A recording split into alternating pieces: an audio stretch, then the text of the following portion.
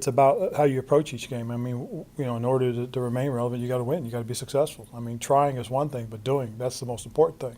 And I think our guys understand that. This is an important game, mostly, as I like to tell you guys, because the one we're about to play. But, it is. It's a big game. What time is it? What time is it? What time is it? Right now! Welcome to Talking About Sports, the Carolina's #1 podcast. We're here at the Dilworth Neighborhood Grill. An all-star panel, as always, joins us from Penn State, the Carolina Panthers ESPN, Reggie Walker, the coach. We love having Coach Davis with us, and Jeff Taylor, JT, in from TNN Motorsports Channel 46 and WBTV. And we just heard from Ron Rivera, Reggie Walker, a conference. A lot of things are riding on this game tonight with the Eagles and Panthers. Both teams are only one loss. This could go a long way for the playoffs, if we can even say the playoffs this early in the season. Yeah, I think the big thing here, the reason why everyone's looking at this as such a big game, especially in my opinion for the Panthers, is because in addition to the fact that the teams are 4-1, this is that short week, a little bit of a different set of preparation, and the Panthers are at home. So they have a slight advantage because they were actually able to probably do somewhat of a full walkthrough yesterday before the game on Thursday because there's no travel.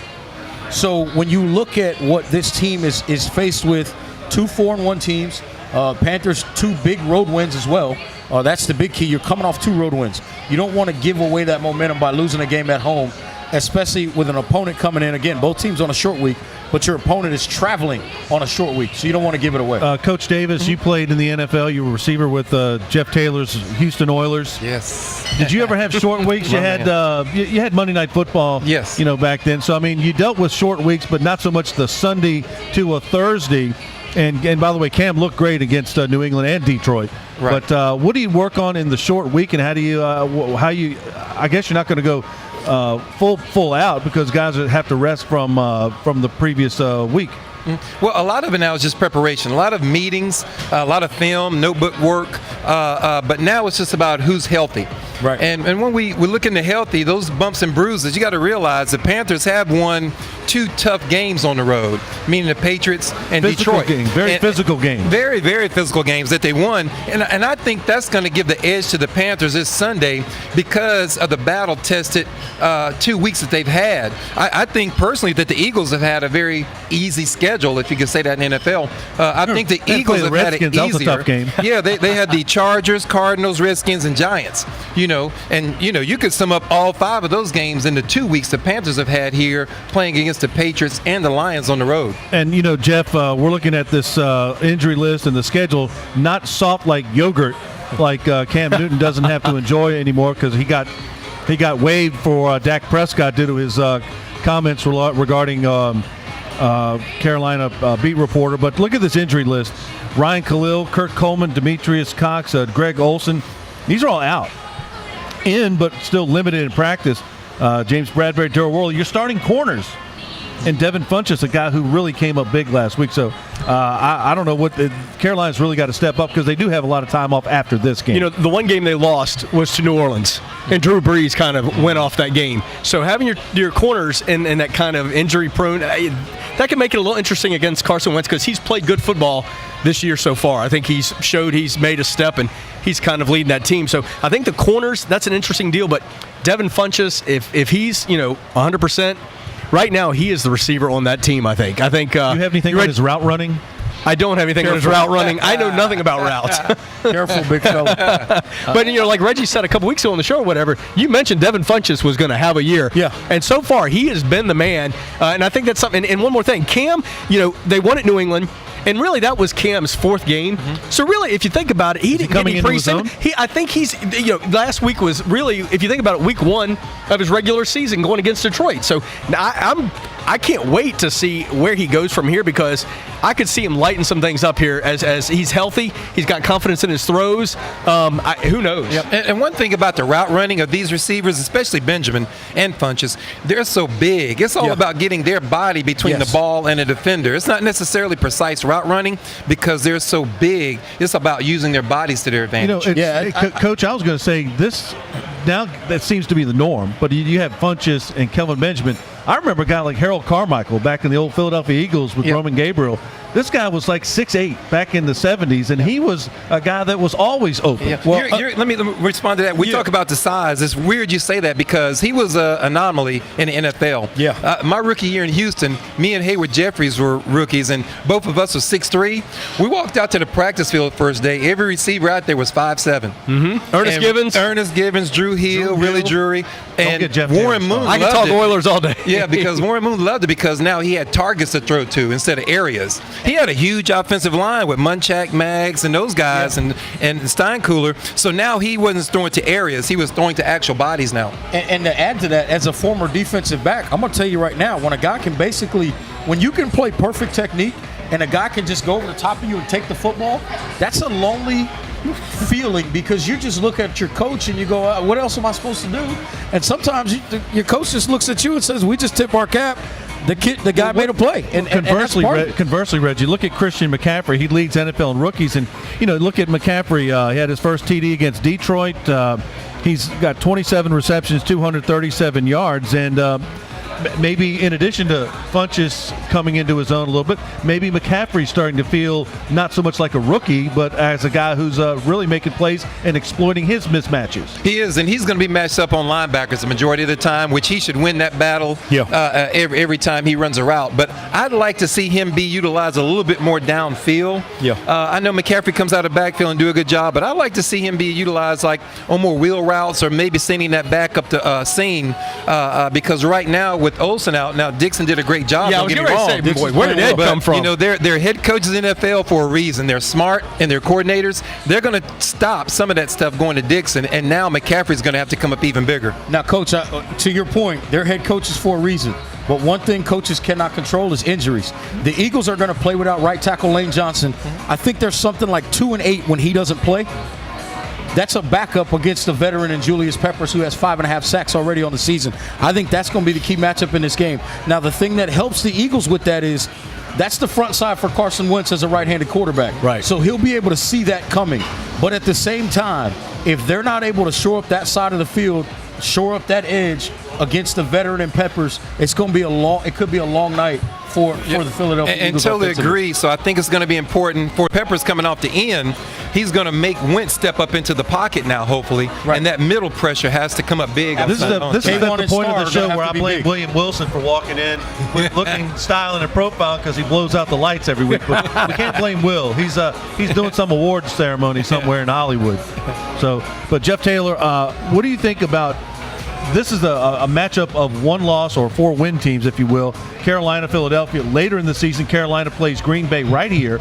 So, I mean, the road to the NFC Championship may come through Charlotte in some form or fashion. And who would have thought that after last season? Who would have thought it as we got to this season that we'd be 4-1 where we are right now with them as playing as good as they are? I mean, well-rounded and well-balanced. I don't know that there's really a more well-balanced NFC team. I don't think they're that balanced. I don't think they're running the ball enough. Jonathan Stewart is a step slow. The line is not executing their blocks. I think Cam is 75% on first downs throwing the ball, but the running game is not where it needs to be. I buy that, but I will say this. If you look at what this team has done, you got 4 different guys with at least 10 receptions.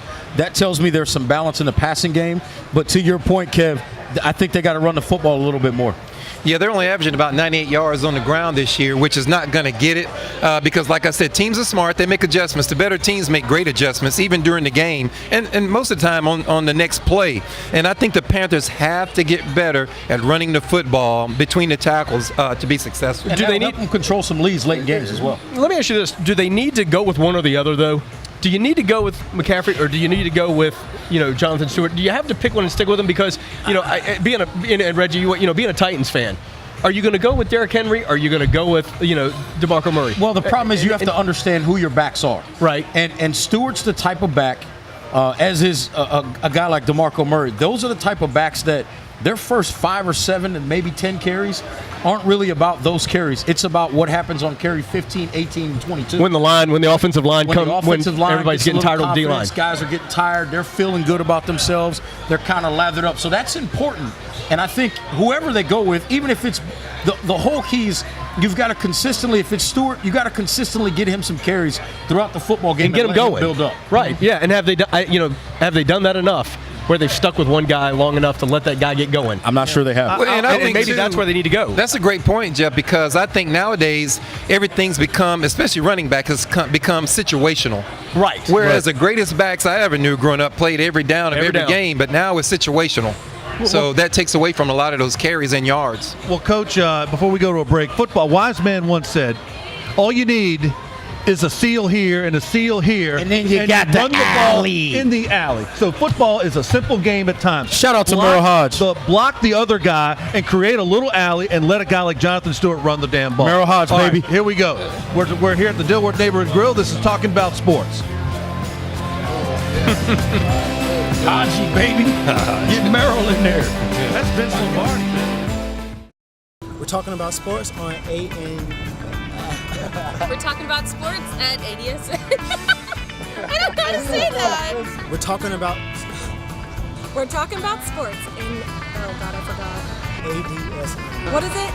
ADSN. ADSN, okay. Yeah. We're talking about sports. Talking about sports. We're talking about sports. Talking sports. Talking about sports. We're talking about sports on ADSN. Talking about sports on ADSN.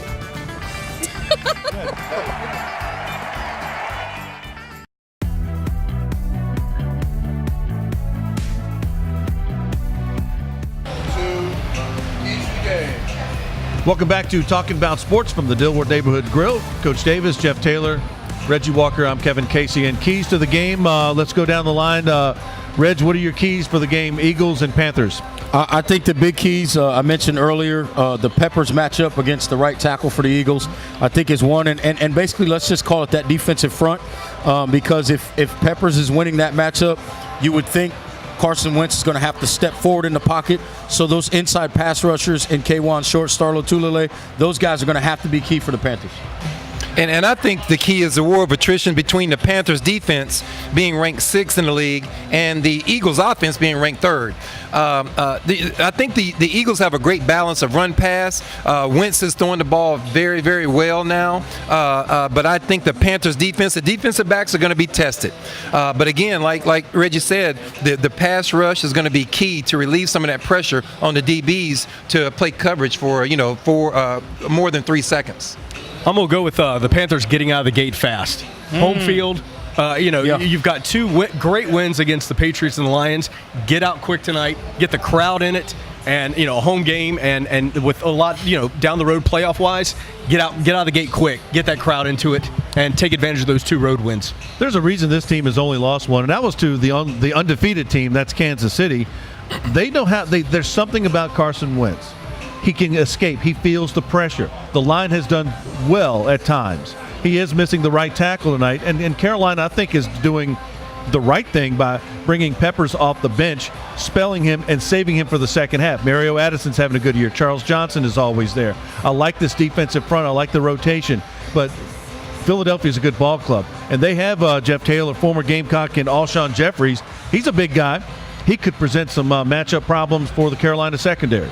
Yeah, I totally agree with that. I'm sorry. No, go ahead. But I would be worried more about Zach Erb at tight end. Yeah. Because not only is he being a good check down receiver, he's a primary receiver in a lot of their offense, which is a safety blanket for Wentz. So I would be concerned about that tight end position even more so than what they're doing outside with the wide receivers. Does that make sense? Yeah, no, I completely agree. And the main reason why is because when you've got a tight end that's that effective, you've got to make a decision. Is Shaq Thompson and TD good enough to handle him one-on-one, or do you have to play him with a safety? If you have to play him with a safety, now that opens up and creates more for a guy like Alshon Jeffrey. So I think you're going to have to really be strategic about how you deal with Ertz and whether or not you can handle Ertz in a one-on-one situation with a linebacker or maybe even a safety. Because if it's a safety, now it puts you in a bind, or you might have to play some more nickel. Agreed. I think that Alshon Jeffries, it'll be interesting to see with our corners hurt and stuff. how often he goes in. I think going to be that front four, though, getting pressure on Carson Wentz. If that front four can get to him, get him rattled, keep him contained, don't let him get outside, I think they can handle it. That's one of the things, Jeff, that other teams, the Redskins, really got to him, and they have a really good pass rush. But the thing was, he would slip out of containment. Right. And he's not the guy, he'll run to a first down and get down or get out of bounds. He won't run just to run. Right. He slips, gets out, and makes a play, extends the play. I just think that Carolina has to contain, and a guy like Shaq Thompson could be the key if he's going to the quote spy that's not going to be dedicated to pass coverage or to a back. But a guy like Zach Ertz could be the guy because he's fast enough and has the size that could be covering the tight end. Yeah, and I think to the Panthers' advantage, again, these last 2 weeks, when you go against Tom Brady and Stafford. And Gronk. And Ebron. And Ebron. You're battle tested against those two guys. You can't go against anybody better than escaping a rush, making precise throws, and things like that. So I think the Panthers, they should come in the game with a little confidence as far as how to deal with Wentz after these past 2 weeks. All right, Reggie, down the line, let's go predictions. Carolina Panthers 20, Philadelphia Eagles 14. I'm going to say, man, I have to give an A and a B. I think if the game is played below 40 points total, the Panthers will win. Anything over 40, I think Philadelphia wins because they can score. I like that. I like that concept. I'm going to go right at the 40. I'm going to go 27-13 Panthers. I'm going to stick it right at that 40. I think the defense steps up and plays some ball tonight, and I think they get after Carson Wentz. I could use a 40 right about now. I like to have a little Mickey's Big Mouth right now. I like to have a little Mickey's 40 right now. You been hanging out with Shannon Sharp? No, I'm not saying, man. I'm just saying I used to like Mickey's back in the day. Black and some yak. Pink champagne back in the day. Pink champagne. So there you go. Some Carolina players making some strides in the league. How about Mitch Trubisky? I think he looked good. Deshaun Watson has looked good from Clemson, and Mitch Trubisky from his doing a lot better than the Tar Heels these days. JT, what do you think? You listen, Deshaun Watson, I've been impressed with him. I think Houston's finally found their quarterback. As much as I'm a Titans fan and what they did to us, God bless him. I think he's done great. Yeah, Mitch Trubisky, I thought he looked good. I mean, he seemed solid. He seemed confident, and just let him play now. Chicago's got to let him play. But if we're talking about Carolina and South Carolina, North Carolina, I'm going to go with Ryan Suckup from the Tennessee Titans, leading the NFL in scoring. How about that? Gotta love kickers. I am. Well, I'm a kicker too, so I was. That's why I said that. College. So I'm gonna go with God bless Ryan Suckup. He's had a. That's a weapon, man. I think the quarterback situation, especially with the rookies, the ACC is proving themselves as a conference of quarterbacks. Yeah. People talk about the NC State quarterbacks, Wilson, Phillip Rivers, Glennon, and Brissett, Jacoby Brissett. Those are all NC State quarterbacks, but I think the ACC is coming into its own as far as being a great conference for quarterbacks on the next level. Absolutely. Brad Kaya, the third-string guy at Carolina, is an ACC guy. People talk about winning games and stuff, and Alabama, but their quarterbacks, they don't translate into the league a lot of times for whatever reasons. Could be systematic or whatever. Well, they do for the Redskins this year. But Trubisky has to be the man. If I would, John Fox is probably going to get fired. New coach coming in has to, from day one. It is what it is. Let Trubisky take this team and run with it. Well, here's what I'll say about that, and I said it before the season. They not winning a championship with Mitch, Mike Glennon, the second coming of the Messiah, or anybody else. That team is not good enough.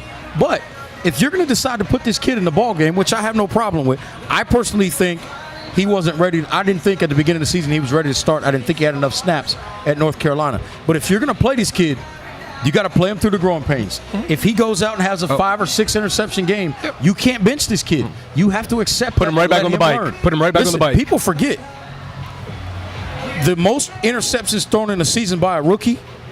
Peyton Manning. Yep. It's it's part of the game. Oh, yeah. Let this kid play football. If you're gonna go with him, you got to let him learn from his mistakes. You can't, because listen, I'd say it till I'm blue in the face. Most people look at me like I'm crazy.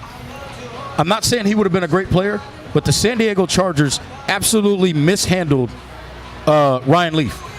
You can say what you want about how bad he was. They mishandled him. They decided to put him in a game when Harbaugh was hurt. Then he throws a pick, and Harbaugh's healthy again, so they take him out. And all this yo-yo. That's not how you handle a young quarterback. They have to learn from their mistakes and trust that they're the guy. The Bears, as a collective, are not great.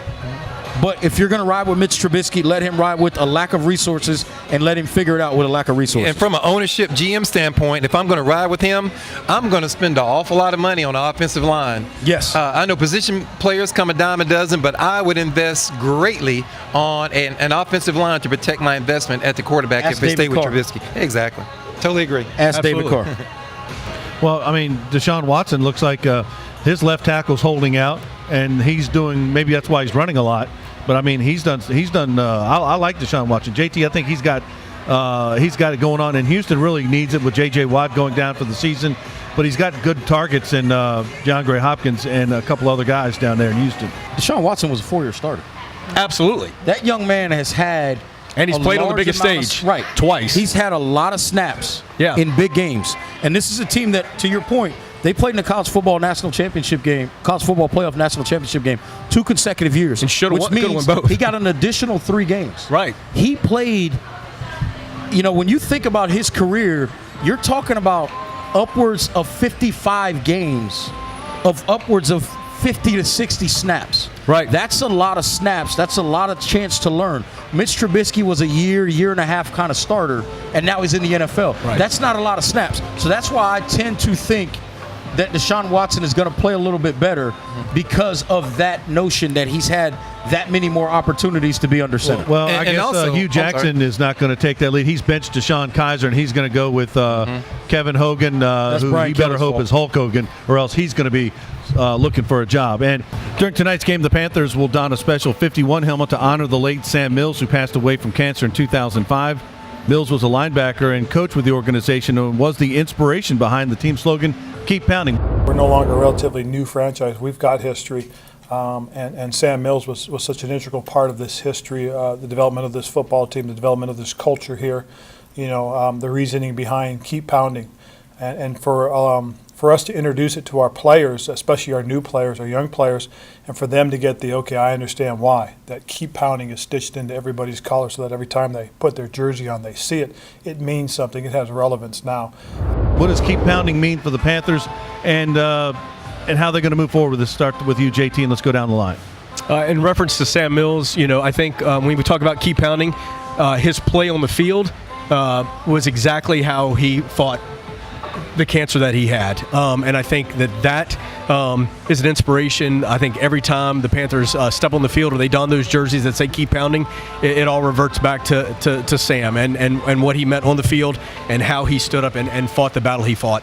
Totally agree. And one thing, people kind of, because he was a great player on the field, underestimate his leadership ability in the locker room. And I think that's huge for what Carolina Panthers stand for, even today. But Jeff is totally right on the aspects of on and off the field. His play on the field exemplified going hard every play, high motor, not taking a play off, and then off the field dealing with his disease. He wasn't going to let it conquer him the way it wanted to. Right. And he just literally kept pounding until he succumbed to it. But excellent human being on and off the field, dealing with the things he had to deal with. And for me, I always look at, when I think about people like Sam Mills, I always look at what they left behind. His son Marcus was my teammate in college at Penn State. I'll tell you right now, that's one of the best human beings I've ever met in my life. And I would give anything to him if he asked for it. And I think that is just the complete reason why his father is so revered, is because he created a young man like that and turned him into the man that he is. So shout out to Marcus, and I know of his greatness because he got it from his father. And that, to me, is the epitome of what somebody can leave behind, is when you see great people in the humans that they created and left behind for us. And the NFL Network will do a special Football Life on Sam Mills. That'll air Friday night. Thanks for watching this week's Panther Pre-Game Update on ADSN. Now you can find us on iTunes and SoundCloud. For all you fans who just want to listen while you drive, and you can tweet your favorite sports topics to us at We Talkin' Sports 1, and your questions could be featured on the next Talking About Sports. For Reggie Walker, Coach Davis, Jeff Taylor, I'm Kevin Casey with Talking About Sports. Enjoy the game and keep pounding.